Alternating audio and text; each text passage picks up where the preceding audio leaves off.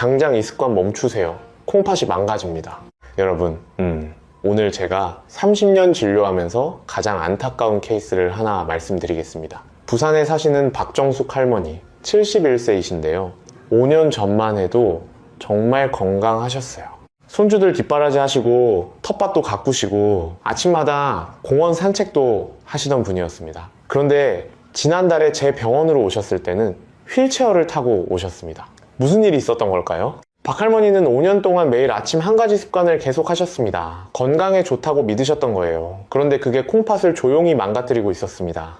지금은 일주일에 3번 투석을 받으러 병원에 오셔야 합니다. 서울대병원 신장내과 연구팀이 2023년 발표한 자료를 보면 우리나라 60대 이상 어르신 중 63%가 콩팥 기능 저하 상태라고 합니다. 10명 중 6명이 넘습니다. 더 충격적인 건 그중 87%가 본인이 콩팥에 문제가 있다는 걸 전혀 모르고 계신다는 겁니다. 여러분, 잠깐만요. 혹시 지금 이 영상 보시면서 나는 괜찮겠지? 이렇게 생각하고 계신가요? 아까 제가 말씀드린 박정숙 할머니도 5년 전엔 똑같이 생각하셨습니다. 그때 알았더라면 지금 투석까지는 안 가셨을 거예요. 그래서 오늘 제가 여러분께 꼭 알려드려야 할 게 있습니다. 첫째, 왜 요즘 우리나라 어르신들의 콩팥이 유독 빨리 망가지는지 그 진짜 이유. 둘째, 콩팥이 보내는 7가지 경고신호. 이걸 모르시면 손 쓸 수 없을 때까지 모릅니다. 셋째, 여러분이 매일 하시는 습관 중에 콩팥을 죽이는 습관 5가지. 넷째, 반대로 콩팥을 살리는 음식과 방법들. 그리고 마지막으로 오늘부터 바로 실천하실 수 있는 7단계 실천법까지 전부 다 알려드리겠습니다. 비싼 약이나 건강식품 필요 없습니다. 오늘 이 영상 하나면 충분합니다. 그런데 한 가지만 약속해주세요. 제발 끝까지 들어주십시오. 중간에 끄시면 가장 중요한 부분을 놓치실 수 있습니다. 자, 그럼 먼저 투석이 뭔지부터 정확히 알아야겠죠? 많은 분들이 투석이라는 단어는 들어봤지만 실제로 어떤 건지는 모르십니다. 제가 쉽게 설명드리겠습니다. 투석은 간단히 말하면 기계가 콩팥 대신 피를 걸러주는 겁니다. 우리 콩팥이 제 기능을 못하게 되면 피 속에 독소가 쌓입니다. 이 독소를 빼내지 않으면 3일에서 5일 안에 의식을 잃고 위험해집니다. 그래서 병원에 있는 커다란 투석 기계에 연결해서 피를 걸러내는 거예요. 문제는 이게 한두 번으로 끝나는 게 아니라는 겁니다. 투석을 한번 시작하면 평생 해야 합니다. 일주일에 3번, 월수금 또는 화목토 정해진 날짜에 무조건 가야 합니다. 한 번에 4시간씩요. 계산해 보십시오. 일주일에 12시간, 한 달이면 48시간, 1년이면 576시간입니다. 하루 24시간으로 나누면 24일입니다. 1년 중 24일을 병원에서 보내는 겁니다. 이게 평생 계속됩니다. 그런데 시간만 문제가 아닙니다. 투석 과정 자체가 고통스럽습니다. 팔뚝에 있는 굵은 혈관, 동정맥류라고 하는데 거기에 굵은 바늘을 이게 꽂습니다. 한쪽으로 피를 빼내서 기계로 보내고 기계가 걸러낸 피를 다른 쪽으로 다시 넣어줍니다. 4시간 동안 그 자리에 가만히 앉아 계셔야 합니다. 화장실도 마음대로 못 가십니다. 바늘이 꽂혀 있으니까요. 혈압이 떨어져서 어지럽고 다리에 쥐가 나고 구역질이 나기도 합니다. 투석이 끝나고 나면 어떨까요? 개운할 것 같죠? 아닙니다. 몸에서 갑자기 많은 양의 수분이 빠져나가니까 혈압이 뚝 떨어집니다. 기운이 하나도 없어서 집에 가서 그냥 쓰러져 자는 분들이 대부분입니다. 투석하는 날은 사실상 하루를 통째로 날리는 거나 마찬가지입니다. 음식도 자유롭지 않습니다. 칼륨이 많은 음식은 절대 먹으면 안 됩니다. 시금치, 감자, 고구마, 바나나, 토마토 다 조심해야 합니다. 국물도 함부로 못 드십니다. 물도 하루에 정해진 양만 마셔야 합니다. 수분이 몸에 쌓이면 심장에 무리가 오거든요. 대한신장학회 2022년 통계를 보면 투석 환자분들 중 78%가 우울증을 경험한다고 합니다. 일반인의 2.8배입니다. 왜 그럴까요? 몸도 힘들지만 마음이 더 힘든 겁니다.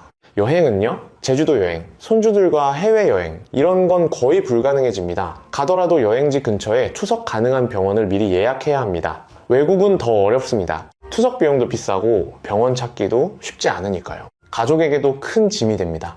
자식들이 일주일에 3번 병원에 모셔다 드려야 하고 특별한 식단을 따로 챙겨야 하고 환자의 기분도 살펴야 합니다. 제가 진료실에서 환자분들 보면 이렇게 말씀하시는 분들이 정말 많습니다. 선생님 차라리 그냥 가는 게 낫지 않을까요?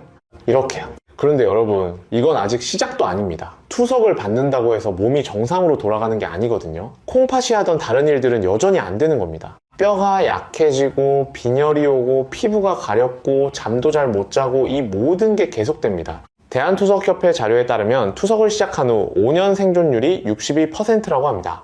10년 생존율은 38%로 떨어집니다. 쉽게 말하면 투석 시작하고 10년 후의 10명 중 4명만 살아계신다는 뜻입니다. 이게 투석의 현실입니다. 무섭죠? 그래서 투석까지 가기 전에 지금 이 순간부터 콩팥을 지키는 게 우리가 할 수 있는 가장 중요한 건강관리입니다. 자, 그럼 콩팥이 도대체 어떤 일을 하길래 이렇게 중요하다는 걸까요? 어떻게 설명드리면 좋을까요? 쉬운 비유로 설명해 드리겠습니다. 여러분 집에 정수기 있으시죠? 수돗물이 정수기로 들어가면 필터가 불순물을 걸러내고 깨끗한 물만 내보냅니다. 콩팥이 바로 우리 몸의 정수기 필터입니다. 우리가 밥 먹고 물 마시고 약 먹고 숨 쉬고 이런 모든 활동을 하면 피 속에 노폐물이 쌓입니다. 이 노폐물이 그대로 몸속에 돌아다니면 독이 됩니다.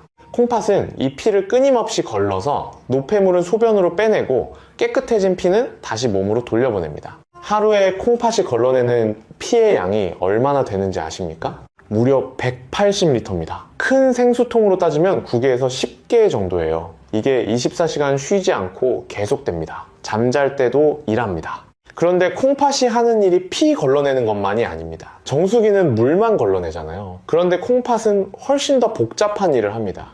첫째, 우리 몸의 수분량을 조절합니다. 물을 많이 마시면 소변을 많이 만들어서 내보내고 물을 적게 마시면 소변량을 줄여서 몸속 수분을 유지합니다. 그래서 건강한 사람은 물을 좀 많이 마시든 적게 마시든 몸이 알아서 균형을 맞춥니다. 이게 다 콩팥 덕분입니다. 둘째, 혈압을 조절합니다. 이거 정말 중요한데요. 콩팥은 혈압이 너무 떨어지면 레닌이라는 물질을 만들어냅니다. 이 레닌이 혈압을 올려줍니다. 반대로 혈압이 너무 높으면 나트륨과 수분을 소변으로 빼서 혈압을 낮춥니다. 콩팥이 고장나면 혈압 조절이 안 되는 이유가 바로 여기에 있습니다. 셋째, 뼈를 튼튼하게 해줍니다. 우리가 먹는 칼슘이 뼈에 잘 흡수되려면 활성형 비타민 D가 필요한데 활성형 비타민 D를 만드는 곳이 바로 콩팥입니다. 콩팥이 나빠지면 뼈가 약해지고 골다공증이 오는 이유가 여기 있어요. 넷째, 피를 만드는 데도 관여합니다. 정확히 말하면 콩팥에서 에리스로포이에틴이라는 이름이 좀 어렵죠. 쉽게 말하면 피 만들어라 하고 골수의 명령을 내리는 신호물질입니다. 콩팥이 나빠지면 이 신호가 약해져서 피가 부족해지고 빈혈이 오는 겁니다.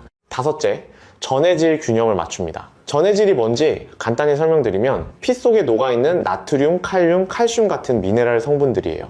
이게 정확한 농도로 유지되어야 심장이 정상적으로 뜁니다. 콩팥이 이걸 조절하는데 망가지면 칼륨 수치가 올라갑니다. 칼륨이 올라가면 심장이 불규칙하게 뛰기 시작하고 심하면 갑자기 멈출 수도 있습니다. 여섯째, 산성도를 조절합니다. 우리 피는 약알칼리성을 유지해야 하는데 콩팥이 피의 pH를 일정하게 맞춰줍니다. 콩팥이 나쁘면 피가 산성으로 기울면서 온몸에 문제가 생깁니다.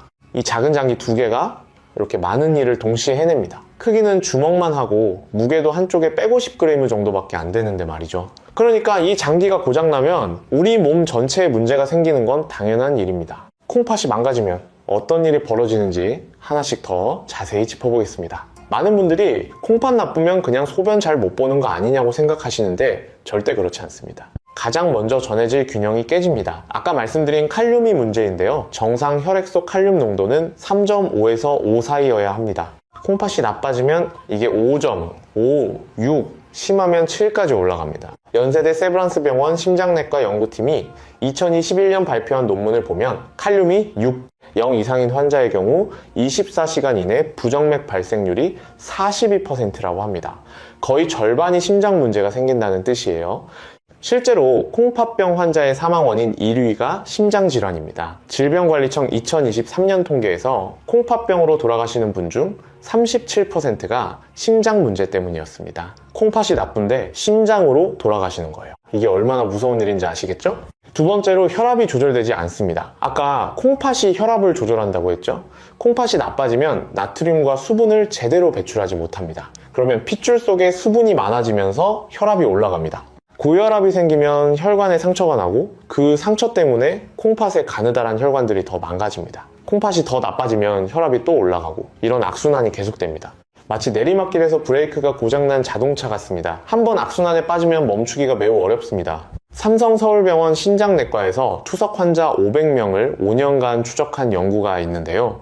악순환에 빠진 환자들은 평균적으로 콩팥 기능이 1년에 18%씩 떨어졌다고 합니다. 악순환을 끄는 환자들은 7%였고요. 2배 이상 차이가 납니다. 세 번째로 빈혈이 찾아옵니다. 앞에서 콩팥이 피 만들어라 신호를 보낸다고 했죠? 이 신호가 약해지면 피가 부족해집니다. 피가 부족하면 산소를 운반하는 능력이 떨어지니까 온몸에 산소가 부족해집니다. 그래서 콩팥병 환자분들이 늘 피곤하고 기운이 없고 숨이 가쁘고 얼굴이 창백한 겁니다. 나이 드니까 기운이 없지 뭐, 이렇게 넘기시는 분들이 많은데 단순한 노화가 아니라 콩팥에서 시작된 빈혈일 수 있습니다. 특히 계단 오를 때 유독 숨이 차고 조금만 걸어도 다리가 무겁고 아침에 일어나는 게 예전보다 훨씬 힘들다면 한번 의심해 보셔야 합니다. 네 번째로 뼈가 약해집니다. 콩팥이 활성형 비타민 D를 못 만들면 칼슘이 뼈에 제대로 흡수되지 않습니다. 뼈에서 오히려 칼슘이 빠져나가기 시작합니다. 뼈가 점점 푸석푸석해지고 가볍게 넘어졌는데 뼈가 부러지는 일이 생깁니다. 서울대병원 정형외과 교수님이 저한테 이런 말씀을 하시더라고요. 투석 환자분들은 넘어지면 안 됩니다. 일반인보다 골절 위험이 3.2배 높거든요.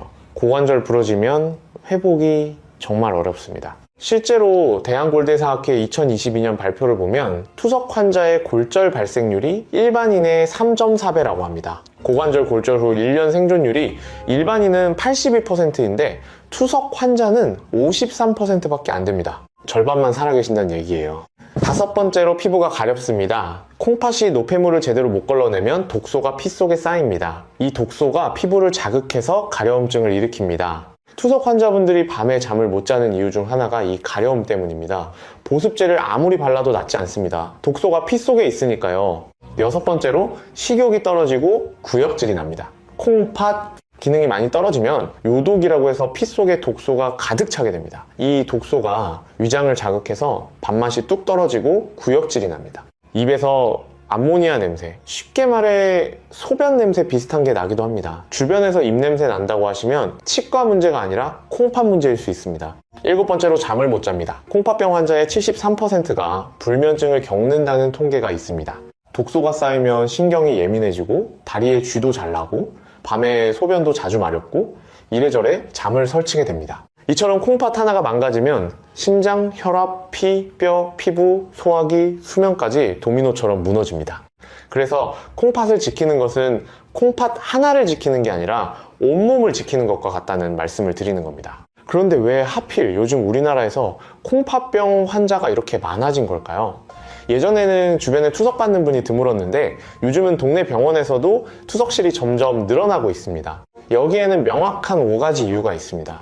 첫 번째 원인은 당뇨병입니다. 우리나라에서 콩팥병을 일으키는 원인 1위가 바로 당뇨입니다. 혈당이 높은 상태가 오래 지속되면 콩팥 안에 있는 아주 가느다란 혈관들이 손상됩니다. 콩팥은 모세혈관 덩어리라고 해도 과언이 아닌데 이 가는 혈관들이 높은 혈당 때문에 하나둘 막히고 터지면서 콩팥의 필터 기능이 망가지는 겁니다. 문제는 우리나라 당뇨 환자가 얼마나 많으냐는 건데요. 질병관리청 2023년 발표를 보면 현재 당뇨병 환자가 약 603만 명이고 당뇨 전 단계까지 포함하면 1,540만 명이 넘습니다. 우리나라 성인 3명 중 1명이 당뇨이거나 당뇨에 거의 다가가 있다는 뜻입니다. 이분들 모두가 콩팥병 위험군에 들어가 있습니다. 대한당뇨병학회 연구를 보면 당뇨병 진단 후 10년 이내에 콩팥병이 생길 확률이 28%라고 합니다. 10년에서 20년 사이는 47%로 올라갑니다. 20년 넘으면 63%입니다. 당뇨를 오래 앓을수록 콩팥이 망가질 확률이 기하급수적으로 올라가는 거예요. 두 번째 원인은 고혈압입니다. 혈압이 높으면 콩팥의 가느다란 혈관에 계속 압력이 가해집니다. 처음에는 버팁니다. 그런데 10년, 20년 계속 높은 압력에 노출되면 결국 혈관벽이 두꺼워지고 단단해지면서 피가 제대로 흐르지 못합니다. 콩팥에 피가 잘 안 들어가면 콩팥 세포들이 영양분과 산소를 못 받아서 하나씩 죽어갑니다. 우리나라 고혈압 환자도 1230만 명이 넘습니다. 게다가 고혈압은 자기가 고혈압인 줄 모르는 분들이 정말 많습니다. 대한고혈압학회 통계를 보면 고혈압 환자 중 본인이 고혈압인 걸 아는 비율이 67%밖에 안 됩니다. 나머지 33%는 모르고 계신다는 얘기예요. 머리 아프거나 어지러운 증상이 반드시 나타나는 게 아니거든요. 건강검진에서 처음 혈압이 높으시네요 라는 말을 듣고 깜짝 놀라시는 분들이 허다합니다. 세 번째 원인은 고령화입니다. 콩팥도 나이를 먹습니다. 40세 이후부터 콩팥 기능은 매년 약 0.8%에서 1, 2%씩 자연스럽게 줄어듭니다. 이건 아무리 건강한 사람이라도 피할 수 없는 자연현상입니다. 60세가 되면 젊었을 때 대비 약 18%에서 27% 정도 기능이 줄어들어 있는 겁니다. 여기에 당뇨나 고혈압까지 겹치면 기능 저하 속도가 2.3배에서 3.8배로 빨라집니다.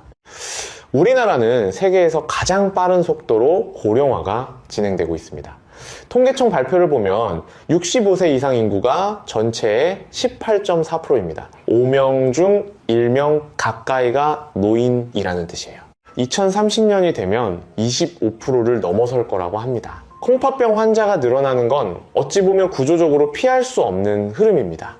네 번째 원인은 소염 진통제의 남용입니다. 이 부분은 정말 많은 분들이 모르고 계십니다. 무릎 아프면 진통제, 허리 아프면 진통제, 두통 있으면 진통제. 약국에서 처방전 없이 살 수 있으니까 습관처럼 드시는 분들이 많습니다. 그런데 이 소염 진통제가 콩팥에는 독약과 같습니다. 소염 진통제는 콩팥으로 가는 혈류를 줄이는 작용을 합니다. 한두 번은 괜찮지만 몇 달, 몇 년에 걸쳐 습관적으로 복용하면 콩팥 혈관이 서서히 수축되면서 콩팥 조직이 망가집니다. 서울아산병원 신장내과 교수님이 2020년 발표한 연구를 보면 3개월 이상 매일 진통제를 복용한 환자의 콩팥 기능 저하 속도가 일반인의 2.4배였다고 합니다. 1년 이상 복용하면 7배로 올라갑니다. 실제로 관절이 안 좋아서 5년째 진통제를 달고 사시던 72세 할머니 한 분이 갑자기 얼굴이 붓고 소변이 잘 안 나와서 병원에 갔더니 콩팥 기능이 정상의 28%밖에 남지 않았다는 사례가 있습니다. 담당 의사는 장기간 진통제 복용이 주 원인이라고 했습니다. 다섯 번째 원인은 짠 음식입니다. 우리나라 사람들이 하루에 섭취하는 나트륨 양이 얼마나 되는지 아십니까? 식품의약품안전처 조사에 따르면 평균 3274mg입니다. WHO 권장량이 2000mg인데 1.6배가 넘습니다. 나트륨을 많이 먹으면 콩팥이 그걸 빼내기 위해 과부하 상태로 일해야 합니다. 하루 이틀이면 괜찮지만 수십 년을 이렇게 먹으면 콩팥이 지칩니다. 특히 우리나라 음식은 국물 문화가 발달해 있잖아요. 된장찌개, 김치찌개, 라면 국물, 이런 국물 속에 나트륨이 엄청나게 들어있습니다. 한 그릇의 김치찌개에 나트륨이 약 2500mg 들어있습니다. 하루 권장량을 한 끼에 다 먹는 거예요. 여기에 김치 몇 조각, 젓갈 조금 곁들이면 3500mg를 훌쩍 넘깁니다. 이 5가지, 당뇨, 고혈압, 고령화, 진통제 남용, 짠 음식, 이것들이 지금 우리나라에서 콩팥병을 폭발적으로 늘리고 있는 핵심 원인입니다. 콩팥병의 원인을 알았으니 이제 콩팥이 보내는 위험 신호를 반드시 여러분이 알고 계셔야 합니다. 지금부터 9가지 위험 신호를 말씀드리겠습니다. 이 중에서 3가지 이상 해당되시면 반드시 병원에 가셔서 콩팥 기능 검사를 받아보시기 바랍니다. 피 검사 한 번이면 됩니다. 어렵지 않습니다. 첫 번째 신호, 소변에 거품이 많이 나고 오래 남아 있습니다. 화장실에서 소변 보고 나서 물 내리기 전에 한번 보십시오. 거품이 맥주처럼 수북하게 올라와 있고 30초가 지나도 1분이 지나도 사라지지 않는다면 이건 단백뇨일 가능성이 있습니다. 정상적인 소변에는 단백질이 거의 없어야 합니다. 콩팥 필터가 망가지면 단백질이 새어나오는데 이 단백질이 물에 닿으면 거품을 만듭니다. 세면대에 비누 풀면 거품 나는 것과 같은 원리입니다. 두 번째 신호, 소변색이 변합니다. 평소보다 소변색이 진한 갈색이거나 붉은빛이 섞여 있거나 탁하게 보인다면 주의가 필요합니다. 특히 콜라색처럼 짙은 갈색 소변이 나온다면 콩팥에 심각한 문제가 생겼을 가능성이 있습니다. 세 번째 신호, 소변 횟수나 양이 달라집니다. 밤에 자다가 소변 때문에 2번 이상 깨시는 분들, 예전에는 안 그랬는데 요즘 들어 자꾸 화장실에 가게 된다면 콩팥이 소변 농축 능력을 잃어가고 있을 수 있습니다. 반대로 소변량이 확 줄어든 것도 위험 신호입니다. 네 번째 신호, 얼굴이나 손발이 붓습니다. 아침에 일어났을 때 눈 주위가 퉁퉁 부어있고 오후가 되면 발목에 양말 자국이 깊게 패여있고 신발이 갑자기 꽉 끼는 느낌이 든다면 콩팥이 수분을 제대로 배출하지 못하고 있는 겁니다. 특히 손가락으로 정강이 부분을 꾹 눌렀을 때 움푹 들어간 자리가 바로 돌아오지 않고 한참 남아있으면 부종을 의심해 보셔야 합니다. 다섯 번째 신호, 극심한 피로감입니다. 충분히 잤는데도 아침부터 몸이 천근만근이고 뭘 하려는 의욕이 없고 앉아있다가 일어서기도 힘들다면 단순한 노화로 치부하지 마십시오. 콩팥이 나빠지면 체내에 독소가 쌓이고 빈혈이 오면서 만성적인 피로가 찾아옵니다. 6번째, 신호. 피부가 가렵습니다. 특별히 피부병이 없는데 온몸이 가렵다면 이것도 콩팥과 관련이 있을 수 있습니다. 콩팥이 노폐물을 제대로 못 걸러내면 독소가 피 속에 쌓이고 이 독소가 피부를 자극해서 가려움증을 일으킵니다. 보습제를 아무리 발라도 낫지 않는 가려움이 계속된다면 콩팥 검사를 받아보시는 게 좋습니다. 7번째 신호. 입맛이 없고 속이 메스꺼리며 입에서 냄새가 납니다. 콩팥 기능이 많이 떨어지면 요독이라고 해서 피 속에 독소가 가득 차게 됩니다. 이 독소가 위장을 자극해서 밥맛이 뚝 떨어지고 구역질이 나고 입에서 암모니아 냄새, 쉽게 말해 소변 냄새 비슷한 게 나기도 합니다. 주변 분이 입에서 냄새 난다고 하시면 치과 문제가 아니라 콩팥 문제일 수 있습니다. 8번째 신호. 숨이 차고 가슴이 답답합니다. 콩팥이 나빠지면 빈혈도 오지만 동시에 몸에 수분이 차면서 폐에도 물이 고입니다. 그래서 조금만 걸어도 숨이 차고 밤에 누워있으면 가슴이 답답해서 베개를 높이 베고 자야 하는 분들이 생깁니다. 9번째 신호. 근육에 쥐가 자주 납니다. 특히 밤에 종아리에 쥐가 나서 깨는 일이 잦다면 콩팥 문제를 의심해 봐야 합니다. 콩팥이 전해질 균형을 못 맞추면 근육세포가 제대로 작동하지 못해서 경련이 일어납니다. 다시 한번 말씀드립니다. 이 9가지 중 3가지 이상 해당되시면 가까운 내과에 가셔서 크레아티닌 검사와 소변 검사를 받아보십시오. 빨리 발견하면 진행을 늦출 수 있습니다. 늦으면 늦을수록 되돌리기 어려워집니다. 이제 지금부터는 실생활에서 콩팥을 망가뜨리고 있는 습관들을 잡아야 하는데요. 여러분이 매일 하고 있는 행동 중에 콩팥을 갉아먹는 것들이 있습니다. 7가지를 짚어드리겠습니다. 첫 번째 나쁜 습관, 국물을 끝까지 다 마시는 것입니다. 된장찌개, 김치찌개, 라면 국물. 우리나라 사람들은 국물을 정말 좋아합니다. 식당에서 밥 먹을 때 국물 없으면 뭔가 허전하다고 느끼시잖아요. 그런데 이 국물 속에 나트륨이 어마어마하게 들어있습니다. 라면 국물 한 그릇에 나트륨이 하루 권장량의 거의 전부가 들어있습니다. 거기에 김치 몇 조각 곁들이면 하루 권장량을 훨씬 넘깁니다. 나트륨이 많으면 콩팥이 그걸 빼내기 위해 과부하 상태로 일해야 합니다. 하루 이틀이면 괜찮지만 수십 년을 이렇게 먹으면 콩팥이 지칩니다. 실천 방법은 간단합니다. 국물을 완전히 끊으실 필요는 없지만 건더기 위주로 드시고 국물은 서너 숟가락만 드십시오. 라면을 끓일 때 스프를 절반만 넣으시는 것도 좋은 방법입니다. 처음에는 싱겁게 느껴지지만 2주만 참으시면 입맛이 바뀝니다. 두 번째 나쁜 습관, 가공식품을 자주 먹는 것입니다. 햄, 소시지, 어묵, 라면, 냉동식품, 과자, 이런 가공식품에는 나트륨 말고도 인이라는 성분이 많이 들어있습니다. 여기서 말하는 인은 식품에 첨가되는 무기인산염으로 자연식품에 들어있는 인과는 다릅니다. 이 무기인산염은 거의 100% 몸에 흡수되는데 콩팥이 나쁜 사람은 이 인을 제대로 배출하지 못합니다. 인이 혈액 속에 쌓이면 뼈에서 칼슘을 끌어내고 혈관벽에 칼슘이 침착되면서 혈관이 돌처럼 딱딱하게 굳습니다. 이걸 혈관 석회화라고 하는데 심장혈관에 이런 일이 생기면 심장마비 위험이 크게 올라갑니다. 식품 포장지 뒤쪽에 있는 성분표를 한번 읽어보십시오. 인산나트륨, 인산칼슘, 피로인산 같은 이름이 보이면 무기인산염이 들어있다는 뜻입니다. 될 수 있으면 가공식품보다 자연식품, 직접 만든 음식을 드시는 게 콩팥을 위해서 훨씬 좋습니다. 세 번째 나쁜 습관, 단백질을 지나치게 많이 먹는 것입니다.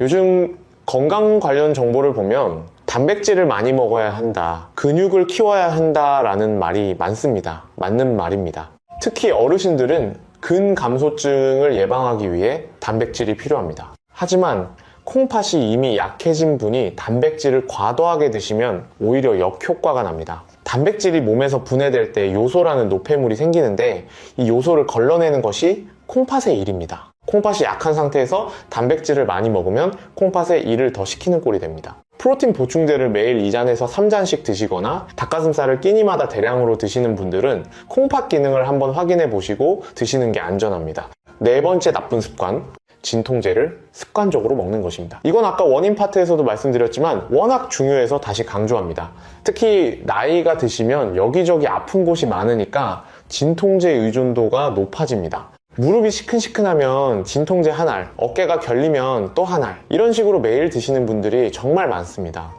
반드시 의사 선생님과 상의하시고 진통제를 장기 복용하실 때는 정기적으로 콩팥 기능 검사를 받으셔야 합니다. 통증이 심하시면 진통제 대신 물리치료나 찜질, 가벼운 스트레칭 같은 대안도 있습니다. 무조건 약에만 의존하지 마십시오.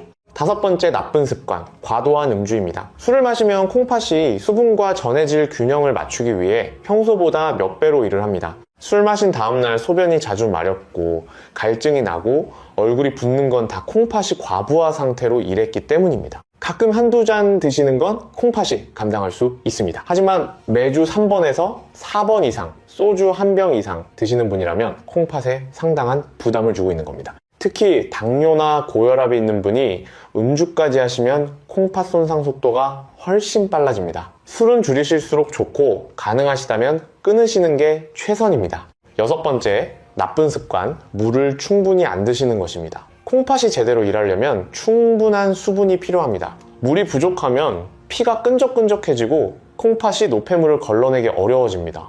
하루에 1리터 반에서 2리터 정도의 물을 드시는 게 좋습니다. 단, 콩팥 기능이 많이 떨어진 분은 수분 섭취에 제한이 있을 수 있으니 반드시 의사와 상의하십시오. 커피나 녹차는 카페인이 있어서 이뇨작용을 하니까 물의 대체품으로 생각하지 마시고 맹물을 기본으로 드시기 바랍니다. 7번째 나쁜 습관, 소변을 오래 참는 것입니다. 소변이 마려운데 참고 계속 일하시거나 화장실 가기 귀찮다고 참으시는 분들 계시죠? 이게 콩팥에 정말 안 좋습니다.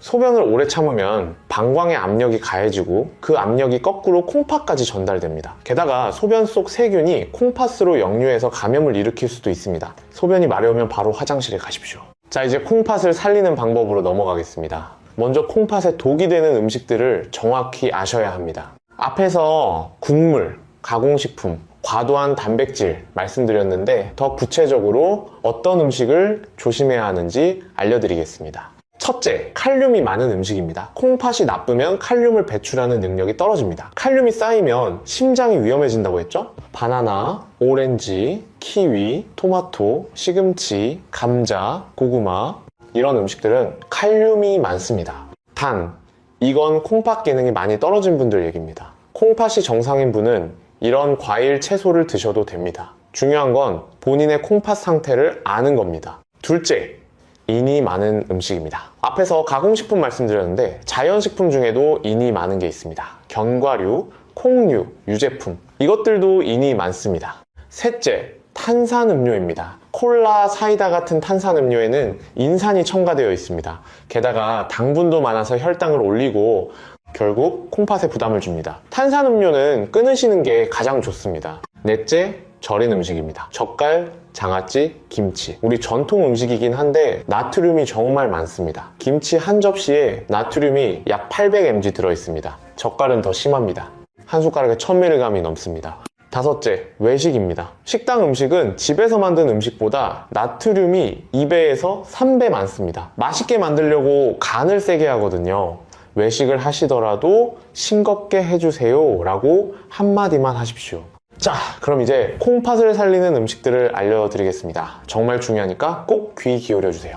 먼저 한 가지 중요한 전제를 말씀드리겠습니다. 콩팥이 이미 많이 나빠진 분, 그러니까 투석을 받고 계시거나 의사 선생님에게 칼륨 제한을 받고 계신 분은 어떤 과일이든 반드시 담당 의사와 상의한 후에 드셔야 합니다. 콩팥 기능이 많이 떨어지면 칼륨을 배출하는 능력이 줄어들기 때문에 아무리 좋은 과일이라도 함부로 많이 드시면 안 됩니다. 이 점 꼭 기억해 주십시오. 자, 그러면 콩팥 건강에 도움이 되는 음식 첫 번째, 블루베리입니다. 블루베리는 의사들도 콩팥 건강에 추천하는 과일 중 하나입니다. 왜냐면 블루베리에는 안토시아닌이라는 강력한 항산화 성분이 풍부하게 들어있기 때문입니다.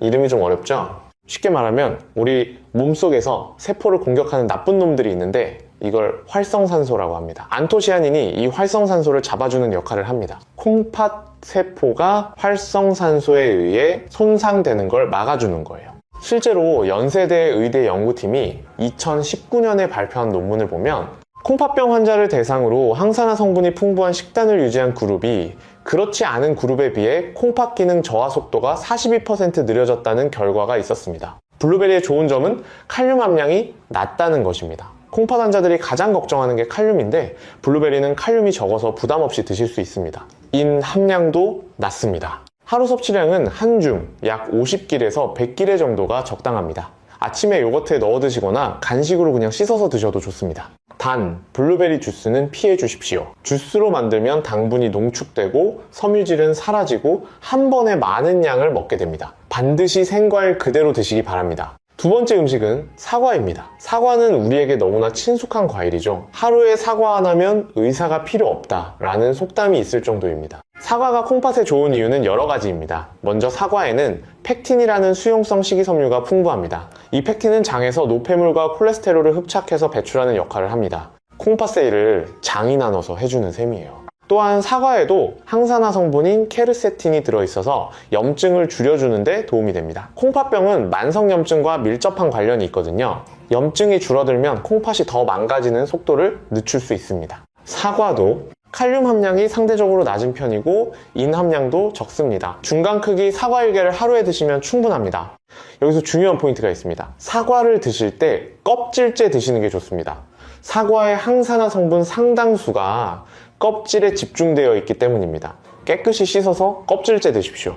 단, 사과 주스나 사과잼은 당분이 높고 영양소가 파괴되어 있으니 피하시는 게 좋습니다. 세 번째 음식은 파인애플입니다. 파인애플이 콩팥에 좋다는 걸 아시는 분은 많지 않을 겁니다. 파인애플에는 브로멜라인이라는 특별한 효소가 들어 있습니다. 이 효소는 단백질 분해를 도와주고 몸속 염증을 줄여주는 작용을 합니다. 콩팥에 만성적으로 염증이 있는 분들에게 도움이 될 수 있습니다. 특히 파인애플의 강점은 다른 과일에 비해 칼륨 함량이 낮다는 것입니다. 바나나, 오렌지, 키위 같은 과일은 칼륨이 높아서 콩팥이 약한 분들이 먹기 부담스럽지만 파인애플은 상대적으로 안전합니다. 비타민C도 풍부해서 면역력 유지에도 도움이 됩니다. 파인애플은 한 번에 한 컵 분량, 대략 150g 정도가 적당합니다. 신선한 파인애플을 잘라서 드시는 게 가장 좋고 통조림 파인애플은 시럽에 절여져 있어서 당분이 너무 많으니 피해 주십시오. 말린 파인애플도 마찬가지입니다. 말리면 수분이 빠지면서 당분과 칼륨이 농축되기 때문에 콩팥에 부담을 줄 수 있습니다. 네 번째 음식은 양배추입니다. 양배추는 비타민 K와 비타민 C가 풍부하면서도 칼륨과 인이 낮습니다. 콩팥병 환자에게 정말 좋은 채소예요. 양배추에 들어있는 파이토케미컬이라는 성분이 염증을 줄이고 혈관을 보호합니다. 생으로 드셔도 좋고 살짝 데쳐서 드셔도 좋습니다. 데치면 칼륨이 더 줄어들어서 안전합니다. 다섯 번째 음식은 오이입니다. 오이는 95%가 수분입니다. 수분이 많으면서도 칼륨이 적어서 콩팥에 부담을 주지 않습니다. 이뇨 작용도 있어서 부기를 빼는데 도움이 됩니다. 오이는 생으로 그냥 드셔도 되고 샐러드에 넣어 드셔도 됩니다. 단, 오이 피클은 소금에 절인 거라서 나트륨이 많으니 피하십시오. 여섯 번째 음식은 달걀입니다. 달걀은 양질의 단백질 공급원입니다. 콩팥이 약한 분들은 단백질을 조절해야 하지만 그렇다고 안 먹을 수는 없습니다. 근육을 유지하려면 단백질이 필요하거든요. 달걀은 단백질 대비인 함량이 낮아서 콩팥 환자에게 좋습니다. 하루에 1개에서 2개 정도가 적당합니다. 삶은 달걀이 가장 좋고 프라이나 스크램블도 괜찮습니다. 단, 소금은 적게 넣으십시오. 일곱 번째 음식은 생선입니다. 등푸른 생선보다는 흰살 생선이 좋습니다. 대구, 도미, 광어 같은 생선이 단백질은 풍부하면서 인과 칼륨이 적습니다. 오메가, 삼지방산도 들어있어서 혈관 건강에 도움이 됩니다. 일주일에 2번에서 3번 정도 드시면 좋습니다. 구이나 찜으로 드시고 조림은 간이 세니까 조심하십시오. 자, 이 7가지 음식을 정리하면 블루베리, 사과, 파인애플, 양배추, 오이, 달걀, 흰살, 생선입니다. 공통점이 보이시죠? 칼륨이 낮고 인이 낮고 항산화 성분이나 좋은 영양소가 풍부합니다. 이런 조건을 갖춘 음식이 콩팥에 안전하면서도 도움이 되는 음식입니다. 마지막으로 음식 섭취에서 반드시 지켜야 할 원칙 4가지를 말씀드립니다. 첫째, 과일을 주스로 만들어 마시지 마십시오. 주스는 당분 폭탄입니다. 생과일 그대로 씹어서 드시는 게 정답입니다. 둘째, 말린 과일을 피하십시오. 건포도, 말린 망고, 말린 바나나 같은 거는 과일은 수분이 빠지면서 칼륨과 당분이 몇 배로 농축됩니다. 셋째, 하루에 먹는 과일 총량을 손바닥 2개 분량, 약 200g에서 300g 이내로 지키십시오. 아무리 좋은 과일도 많이 먹으면 당분 과잉이 되고 콩팥에 부담을 주기 때문입니다. 넷째, 채소는 데쳐서 드십시오. 생으로 드시는 것보다 데쳐서 드시면 칼륨이 30%에서 50% 줄어듭니다. 물에 담갔다가 데치면 더 많이 줄어듭니다. 자, 지금까지 정말 많은 이야기를 해드렸는데요. 좋은 정보를 알아도 실천하지 않으면 아무 소용이 없습니다. 그래서 오늘부터 바로 시작할 수 있는 실천 체크리스트를 정리해 드리겠습니다. 냉장고에 붙여 놓으시거나 메모장에 적어 두셨다가 매일 한 번씩 확인하십시오. 실천 하나, 소금을 줄이십시오. 하루 나트륨 섭취량을 2000mg 이하로 맞추시는 게 이상적이지만 숫자를 일일이 재기 어려우시면 이것만 기억하십시오. 국물을 반만 드시고 찌개보다 구이나 찜 위주로 드시고 식탁에서 소금과 간장을 추가로 뿌리지 마십시오. 외식을 하실 때는 싱겁게 해주세요 라고 한마디만 하십시오. 이것만 해도 나트륨 섭취가 크게 줄어듭니다. 실천 둘, 물을 충분히 드십시오. 콩팥이 정상인 분이라면 하루에 1리터 반에서 2리터 정도의 물을 드시는 게 좋습니다. 물을 충분히 마시면 콩팥이 노폐물을 걸러내는데 수월해집니다. 단, 콩팥 기능이 많이 떨어진 분은 수분 섭취에 제한이 있을 수 있으니 반드시 의사와 상의하십시오. 커피나 녹차는 카페인이 있어서 이뇨작용을 하니까 물의 대체품으로 생각하지 마시고 맹물을 기본으로 드시기 바랍니다. 실천 셋, 매일 30분 이상 걸으십시오. 격렬한 운동이 아니어도 됩니다. 동네를 천천히 걷는 것만으로도 혈압을 낮추고 혈당을 조절하고 체중을 관리하는데 큰 도움이 됩니다. 이 세 가지가 다 콩팥 건강과 직결됩니다. 아침 식사 후 30분 산책 혹은 저녁 식사 후 30분 산책, 하루에 한 번만 나가서 걸으시면 됩니다.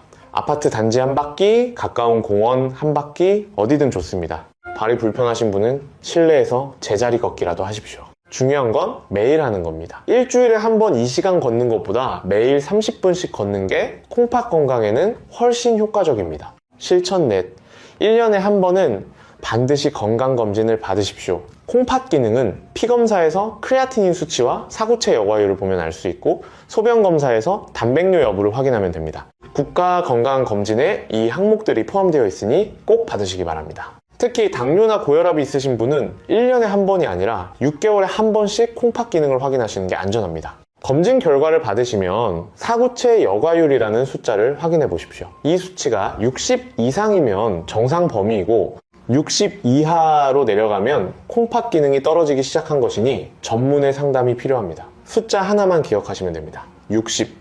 이 숫자 아래로 내려가면 반드시 전문의를 찾아가십시오. 실천 5. 영양제는 반드시 의사와 상의한 후에 드십시오. 요즘 건강 프로그램을 보면 이 영양제가 좋다, 저 영양제가 좋다, 이런 이야기가 정말 많이 나옵니다. 하지만 콩팥이 약한 분들은 영양제가 독이 될 수 있습니다.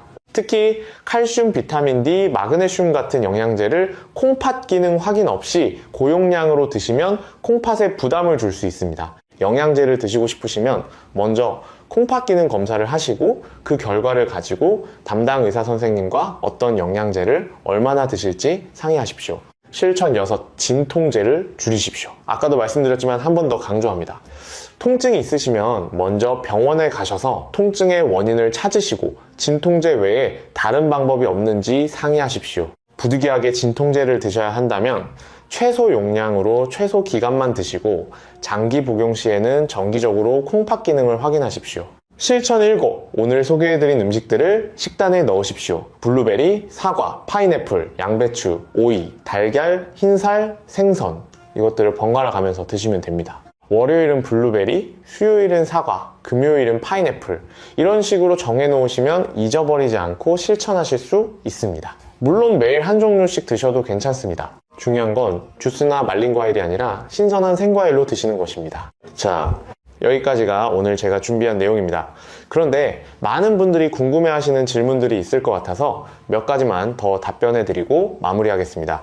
질문 하나. 선생님, 저는 콩팥이 안 좋다는 진단을 받았는데 운동을 해도 되나요?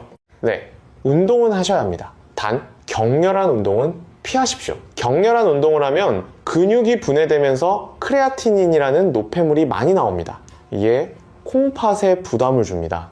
가벼운 걷기, 스트레칭, 요가 정도가 좋습니다. 땀을 뻘뻘 흘릴 정도로 하지 마시고 옆 사람과 대화할 수 있을 정도의 강도로 하십시오. 질문들, 콩팥에 좋다는 건강식품을 먹어도 되나요? 조심하셔야 합니다. 시중에 나와 있는 건강식품 중에 콩팥에 좋다고 광고하는 것들이 많은데 대부분 과학적 근거가 부족합니다. 오히려 성분을 잘 모르고 드셨다가 콩팥에 해가 될 수 있습니다.